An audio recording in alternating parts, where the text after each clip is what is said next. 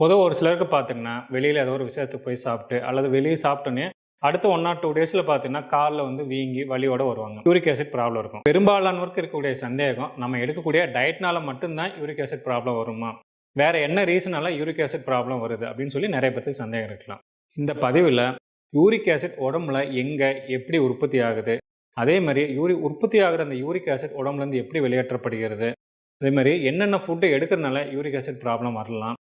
மேலும் அந்த ஃபுட் இல்லாம வேற என்ன ரீசனால வந்து யூரிக் ஆசிட் ப்ராப்ளம் வருது? அத பத்திலாம் இந்த பதிவுல விரிவா பார்க்கலாம். ரத்தத்துல வந்து யூரிக் ஆசிட் லெவல் அளவுக்கு அதிகமாகிற கண்டிஷன் பேரு தான் ஹைப்பர் யூரிசீமியான்னு சொல்லுவோம். உடம்புல யூரிக் ஆசிட் எங்க, எப்படி உற்பத்தி ஆகுது அத பத்தி பார்க்கலாம். அதுல யூரிக் ஆசிட் சிந்தசிஸ்ல முக்கிய பங்கு வகிக்கிறது பார்த்தீங்கன்னா லிவர்.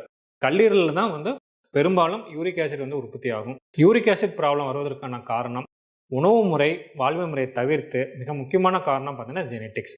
பரம்பரையா வரக்கூடியது.